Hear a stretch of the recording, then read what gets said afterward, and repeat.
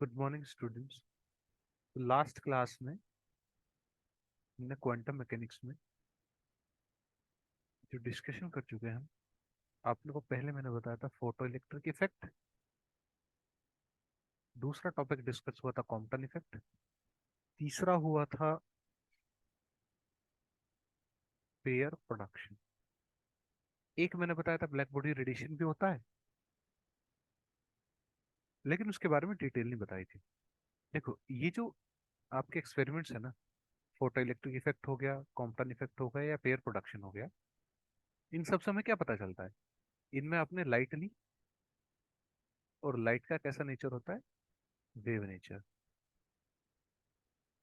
लेकिन हमें एक्सपेरिमेंट के थ्रू क्या पता चला कि लाइट का कैसा नेचर है? पार्टिकल नेचर है।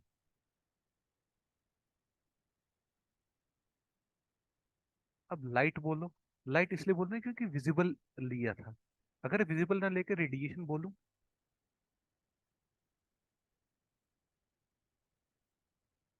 जैसे पेयर प्रोडक्शन में तो मैंने लाइट नहीं ली, वहां पे मैंने क्या ली? गामा रे ली। कॉम्पटन इफेक्ट में एक्स रे ली। सिर्फ यहाँ लाइट ली थी।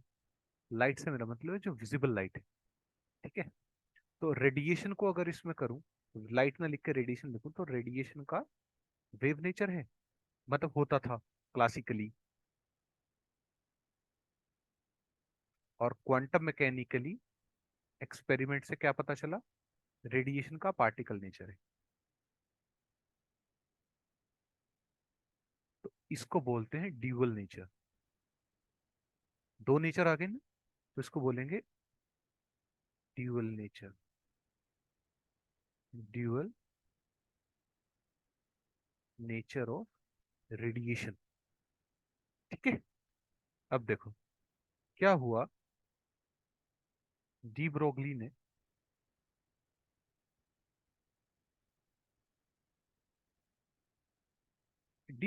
सोचा कि अगर रेडिएशन का ड्यूअल नेचर हो सकता है, तो पार्टिकल का भी तो ड्यूअल नेचर हो सकता है, मैटर का भी तो ड्यूअल नेचर हो सकता है।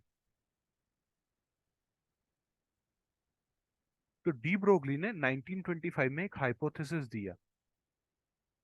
उसने क्या बोला? Any moving particle, any moving particle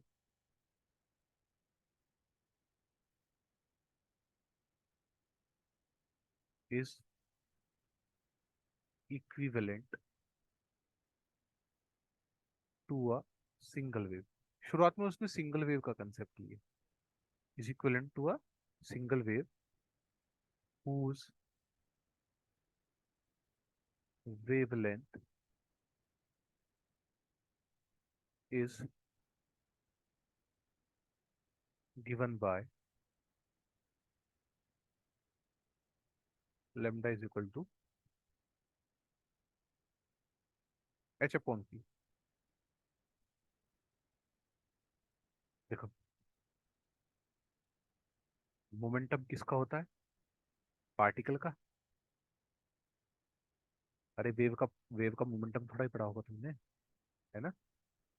और लैम्डा किसका होता है? वेव का। लैम्डा तुमने पार्टिकल का पढ़ा ही नहीं होगा। ऐसा पढ़ा है कभी कि ये पार्टिकल है और इसकी वेवलेंथ इतनी है, या ये वेव है इसका मोमेंटम इतना है? ठीक है। तो हमने क्या करा? वेव को पार्टिकल के साथ रिलेट कर दिया। Lambda is equal to h upon p. Clear है? अब देखो अब ये डी ब्रोगली ने ये बोला कि हर मूविंग पार्टिकल एक वेव की तरह से बिहेव करेगा।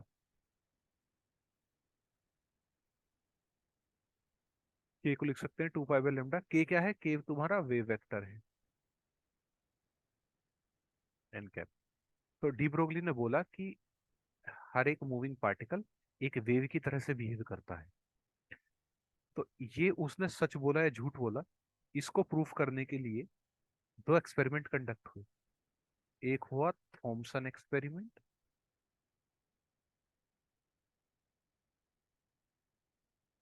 दूसरा हुआ आपका डेविसन एंड जर्मर एक्सपेरिमेंट, ये तुमने पढ़ा होगा अपने 12th क्लास में, डेविसन जर्मर एक्सपेरिमेंट। ठीक है।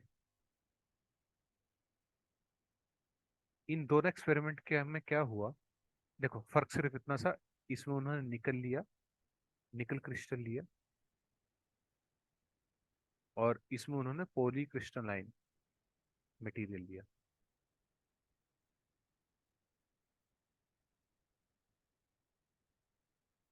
क्लियर है। बाकी सोर्स दोनों में इलेक्ट्रॉन बीम ली थी। क्या हुआ, ये निकल लिया, ठीक है, और निकल क्रिस्टल पे उन्होंने ये इलेक्ट्रॉन बीम की सोर्स रही, ठीक है, इलेक्ट्रॉन गन, और यहाँ से इलेक्ट्रॉन आए, इस सरफेस पे हिट करेंगे, और यहाँ से हिट करने के बाद तुम्हारे जो इलेक्ट्रॉन है वो डिफ्रैक्ट बैक हो जाएंगे। ठीक है। अब क्या हुआ, तुमने जब एक्सरे डिफ्रैक्शन पढ़ा होगा तो वहां पे ब्रैग्स लॉ पढ़ा होगा, है ना। ब्रैग्स लॉ क्या कहता है, 2d sin theta is equal to n lambda. अगर एन वन है फर्स्ट मैक्सिमा के लिए, तो ये क्या हो जाएगा, लेमडा कितना हो जाएगा, 2d sin थीटा। और निकल क्रिस्टल की जो इंटरप्लेनार स्पेसिंग होती है, डी इंटरप्लेनार स्पेसिंग है, जो तुमने सॉलिड स्टेट में पढ़ी होगी, है ना, वो डी की वैल्यू होती है 0.091 नैनोमीटर। और ये जो थीटा आता है ना एंगल, डिफ्रैक्शन एंगल जो होता है, ठीक है,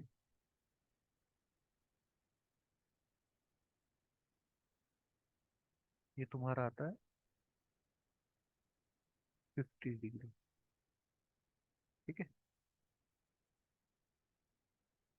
मतलब ये एंगल होता है, ठीक है, मतलब ये थीटा है।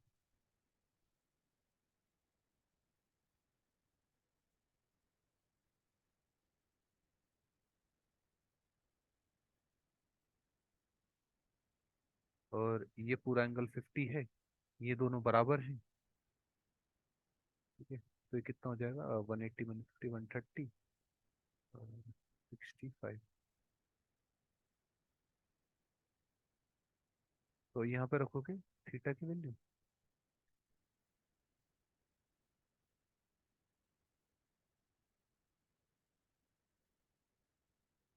तो ये आ जाएगा तुम्हारा लेमडा की वैल्यू, ये आती है 0.165 नैनोमीटर। ठीक है, ये आई ब्रैग्स लॉ से, एक्सरे डिफ्रैक्शन। ठीक है, एक्सरे डिफ्रैक्शन से, डिफ्रैक्शन पढ़ा होगा ना ऑप्टिक्स में। अब देखो, फिर क्या करा, फिर डी ब्रोगली का लिया, जो डी ब्रोगली ने बोला था कि चलो डी ब्रोगली के उस तरीके से कैलकुलेट करके देखते हैं। तो lambda is equal to h upon p, h upon p की वैल्यू √2 me। ये जो इलेक्ट्रॉन गन ली थी, इनकी एनर्जी थी 54 इलेक्ट्रॉन वोल्ट। क्लियर है। अब 54 इलेक्ट्रॉन वोल्ट यहाँ पे रखोगे, यहाँ से लेमडा की जो तुम्हारी वैल्यू आई 0.167। अब देखो, जो लेमडा डी ब्रोगली ने बताया था वही लेमडा एक्सरे डिफ्रैक्शन से आया। तो इससे क्या पता चलता है, इससे ये पता चलता है कि जो इलेक्ट्रॉन है, इलेक्ट्रॉन शोज डिफ्रैक्शन। ठीक है, electron being a particle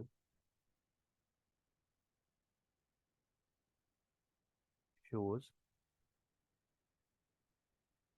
diffraction। ठीक है, which is the property of wave। Clear है।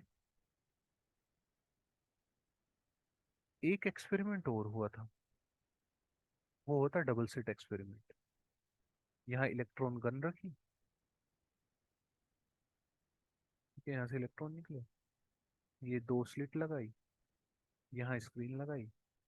अब क्या हुआ, यहाँ से इलेक्ट्रॉन जाएंगे, ठीक है, इलेक्ट्रॉन पास ऑन होंगे यहाँ से, और स्क्रीन पे उनका मेजर होगा। अब देखो, अगर मैं तुमको ये कुछ कुछ ऐसा ही एक्सपेरिमेंट है ना, ये तुम्हारा ग्राउंड फ्लोर है या ग्राउंड है, और यहाँ तुमने दो होल बना दिए, और यहाँ से या तो तुम मार्बल डाल रहे हो या रेत डाल रहे हो, क्योंकि हम इलेक्ट्रॉन ले रहे हैं, बहुत छोटे पार्टिकल ले रहे हैं, तो रेत मान लो या मार्बल भी मान सकते हो। तो अगर मैं रेत लूँ, तो तुमको रेत जब डालते जाओगे यहाँ से, ठीक है, ऐसे करके, तो तुमको क्या मिलेगा, तुमको ये मिलेगा, है ना, ऐसे ऐसे दो स्ट्रक्चर मिलेंगे बस। लेकिन जब हमने इलेक्ट्रॉन गन से यहाँ इलेक्ट्रॉन ट्रांसफर करे, तो हमें कुछ कुछ ऐसा मिला।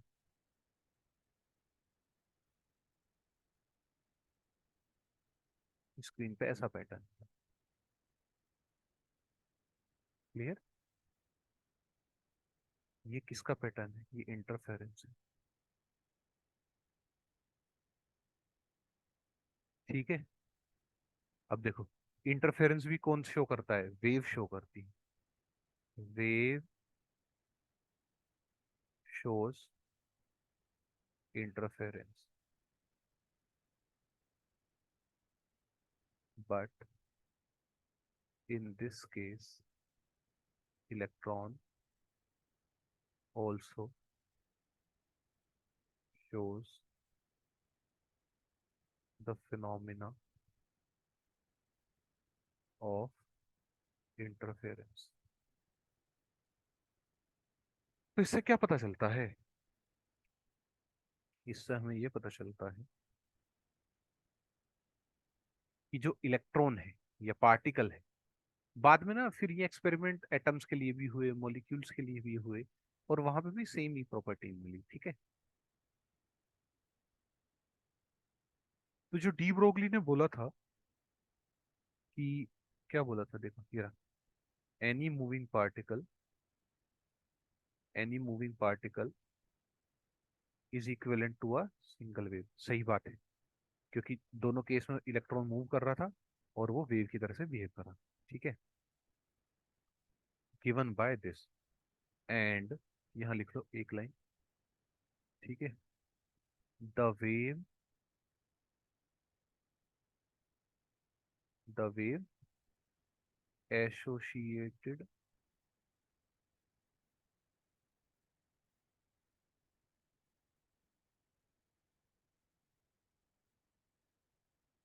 The wave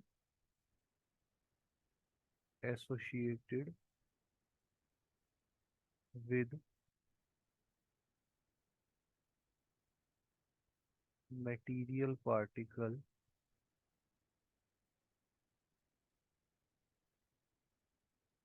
material particle is called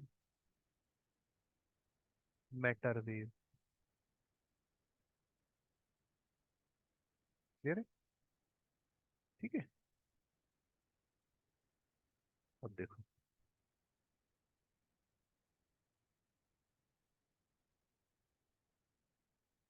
radiation और light, which was classically treated as wave experimentally। यहाँ लिख लेना photoelectric effect, experimentally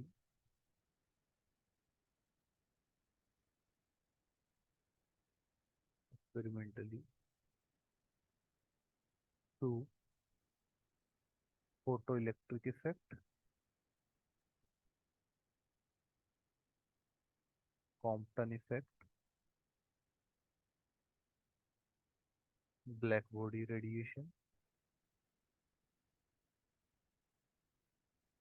pair production,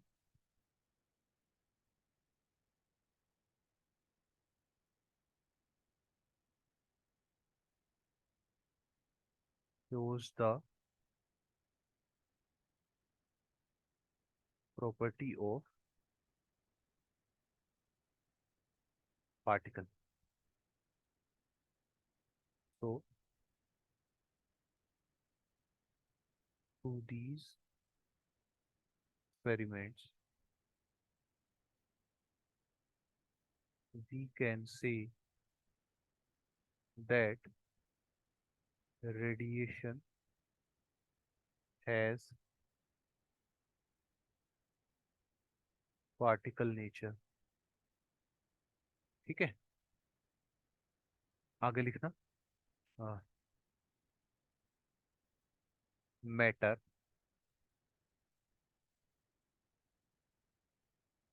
ठीक है, यहाँ पे लिखना electrons, protons,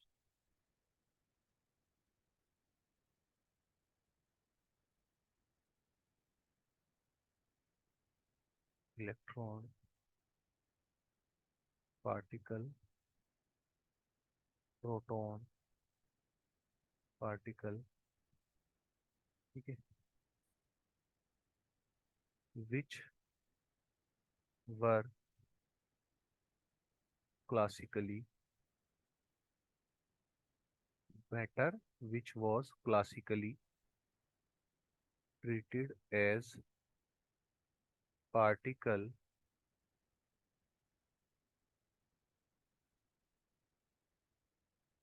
experimentally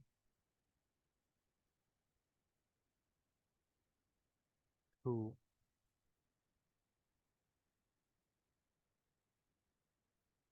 Davison Germer experiment, Thomson experiment,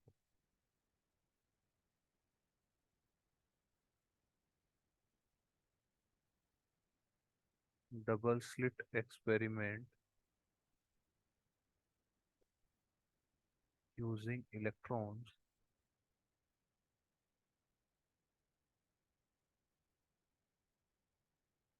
shows that shows shows the property of shows the property of shows the property of wave, ठीक है।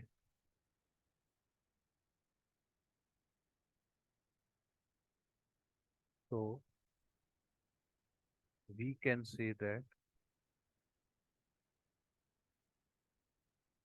matter which was particle behaves like a wave, ठीक है। अब यहाँ पे लिखना from the above discussion,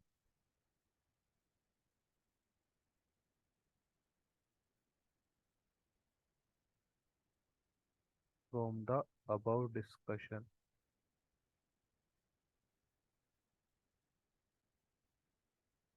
light which was wave have the property of particle also,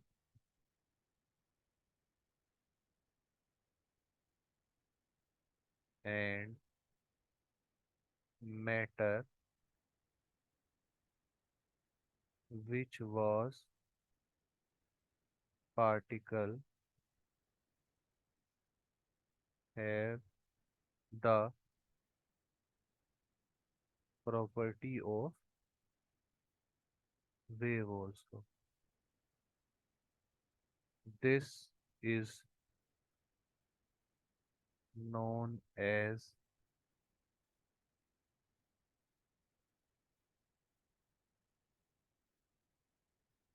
wave particle duality.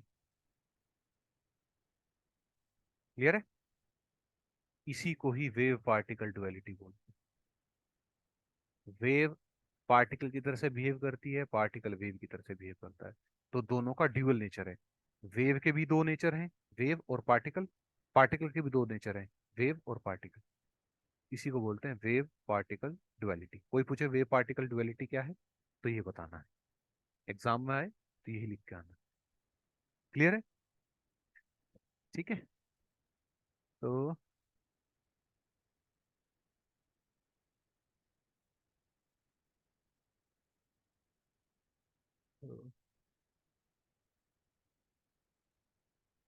De Broglie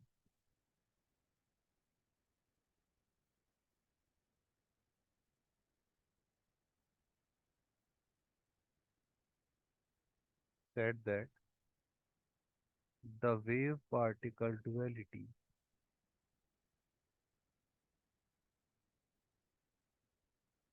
the wave particle duality is not restricted to radiation but must be universal.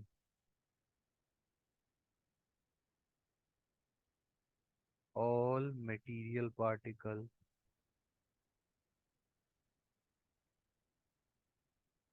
all material particles should display a dual wave particle behavior. ठीक है? तो क्या बोला? सारे particle wave particle behaviour रखेंगे। अब देखो, अब तुम बोलने लगोगे तो फिर अगर हर पार्टिकल वेव नेचर रखता है, तो हम जो बस चलती हुई देखते हैं वो वेव नेचर क्यों नहीं शो करती? या जो बॉल थ्रो करते हैं क्रिकेट में, वो वेव नेचर क्यों नहीं शो करती? तो इसके लिए एक जनरल रूल बताया। ठीक है? वो रूल क्या था? वो रूल लिख लो। ठीक है? General rule for the detection of for the detection of wave nature of an object. वो रूल क्या है? देखो, वो रूल ये है: whenever the de Broglie wavelength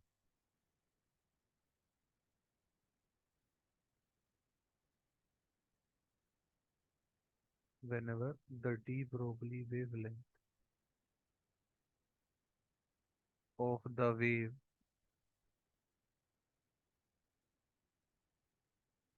associated with an object associated with an object is in the range or exceeds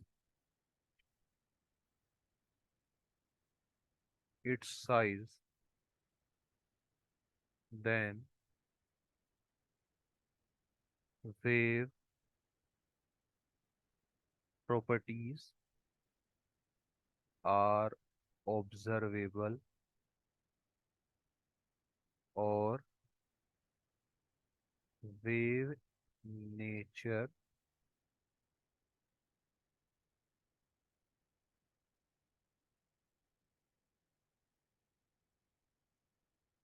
or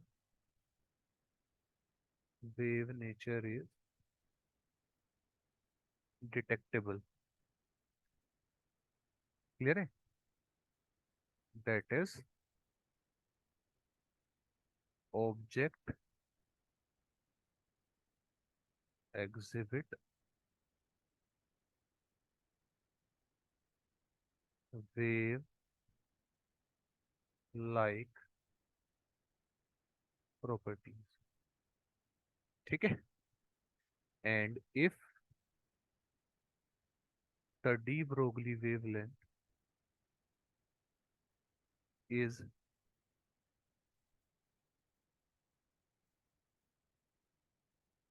de Broglie wavelength associated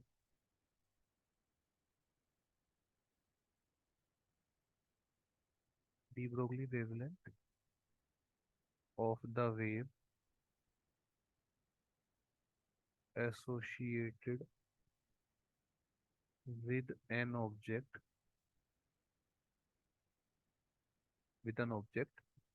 is very small as compared to the size of the object, then wave nature is not detectable. Clear है? That is, object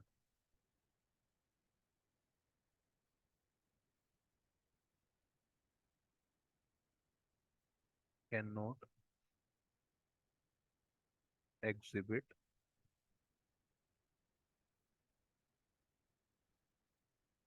wave like properties. It has only particle behavior. ठीक है। तो ये rule है। इसका मतलब क्या लिखवाया मैंने? इसका मतलब ये है कि अगर डी ब्रोगली वेवलेंथ जब तुम कैलकुलेट करोगे lambda is equal to h upon p में रख के, ठीक है, तो अगर ये वेवलेंथ उसके साइज से बड़ी आ रही है ऑब्जेक्ट के, तो वेव नेचर शो करेगा। अगर वेवलेंथ कम आ रही है ऑब्जेक्ट के साइज से, तो वेव नेचर एग्जिबिट नहीं करेगा। ये बात याद रखना।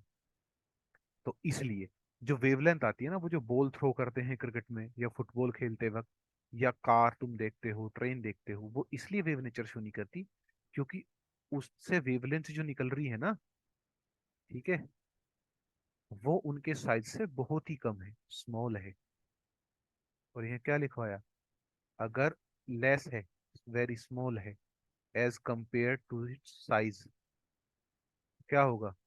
Wavelength very small compare to its size, तो wave nature not detectable. Wave nature नहीं डिटेक्ट होगा उसका। ठीक है। देखो, इसको समझाने के लिए ना एक क्वेश्चन ले लेता हूँ, उससे ना तुमको चीजें और अच्छे से क्लियर हो जाएंगी। ठीक है। तुम एक काम करो, देखो ये क्वेश्चन देखो तुम, इससे ना चीजें तुमको अच्छे से क्लियर होंगी। Calculate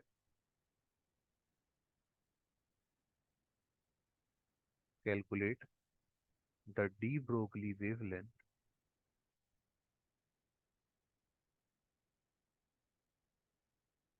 calculate the de Broglie wavelength for a a proton of kinetic energy 70 MeV, million electron volt,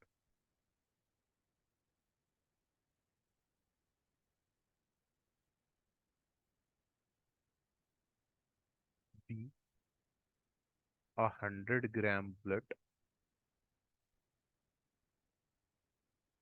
moving with 1000 meter per second। ठीक है। तो देखो, दोनों मूव कर रहे हैं, और डी ब्रोगली ने क्या कहा था? Every moving particle have a wave associated with it. तो ए के लिए निकालो। क्या निकालोगे? Lambda is equal to h upon p. ठीक है। और एच की वैल्यू रख देंगे, पी की जगह क्या लिखोगे, 2 me, क्योंकि पी स्क्वायर होता है 2 me, P square by 2 m, होता है ना एनर्जी, एनर्जी की value P square by 2 m पढ़िए। तो पी स्क्वायर हो जाएगा 2 m, इधर मल्टीप्लाई 2 me, अंडर रूट कर दो, तो पी आ जाएगा √2 m। क्लियर। अब h की वैल्यू 6.626 इंटू 10⁻⁻34, यहाँ पे वैल्यू रखो 2।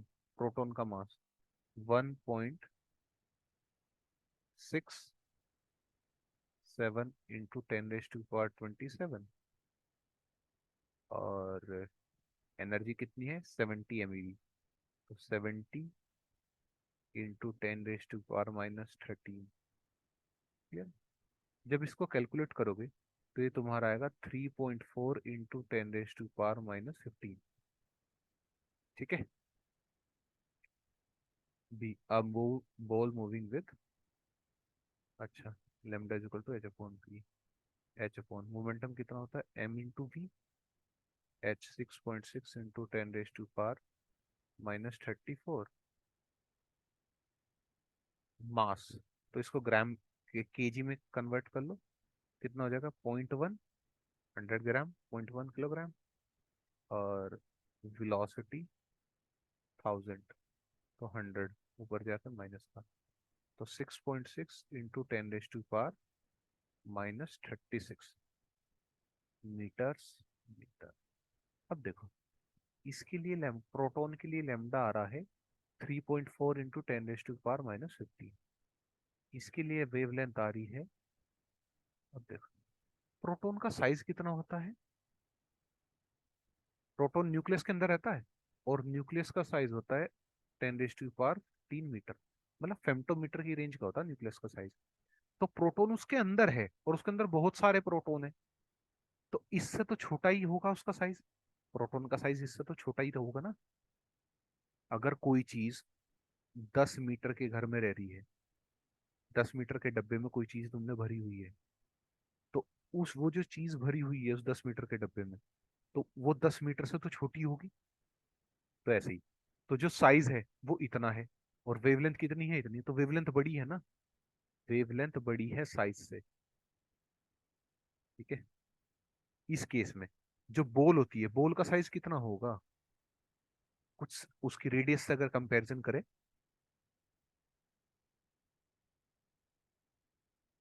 तो छोटी से छोटी, अगर मार्बल भी का भी केस ले लें, कंचे जिनको बोलते हैं हिंदी में, अगर मार्बल भी ले लें तो उसका भी कितना साइज हो, चलो मार्बल से भी छोटा ले लो तो, बॉल को, मैं तो ये कह रहा हूँ बहुत छोटी बॉल है, 1 mm देखा है ना, 1 mm कितना होता है, तुम्हारा स्केल देखा है ना, स्केल, स्केल को वो छोटे छोटे जो लगे रहते हैं ना, 1 मीटर 1 सेंटीमीटर के बीच में छोटे छोटे, वो एक 1 mm होता है, उसको 1 mm मान लो, उससे छोटे तो रेडियस की बॉल नहीं हो सकती, है ना, होगी भी तो 100 ग्राम की नहीं हो सकती। ठीक है। तो वो कितना हो गया 10⁻⁻³ -3 होगा ना, हाँ -3 मीटर, ये इसका साइज आ गया बॉल का तुम्हारी। ठीक है, ये तुम्हारा बॉल का साइज आ गया। अब देखो इस केस में क्या है, साइज तुम्हारा बड़ा है, वेवलेंथ तुम्हारी छोटी। अब देखो यहाँ पे क्या लिखवाया था, यहाँ पे ये लिखवाया था अगर वेवलेंथ बड़ी है, अगर वेवलेंथ बड़ी है और साइज छोटा है तो वेव नेचर शो होगा, वेवलेंथ बड़ी है साइज छोटा है तो वेव नेचर शो करेगा। और अगर तुम्हारा वेवलेंथ छोटी है, wavelength is small as compare to the size, then wave nature is not detectable, तो वेव नेचर नहीं शो करेगा। अब समझ में आ गया। तो इसलिए प्रोटॉन वेव नेचर शो करता है, इलेक्ट्रॉन भी वेव नेचर शो करेगा, इलेक्ट्रॉन का निकाल के देख लेना, इलेक्ट्रॉन का भी कमी आएगा ना। ठीक है। तो इलेक्ट्रॉन और प्रोटॉन वेव नेचर शो करेंगे, लेकिन जो मटेरियल पार्टिकल, जो मैक्रोस्कोपिक क्वांटिटीज हैं, वो तुम्हारी नहीं करेंगे। क्लियर हो गया।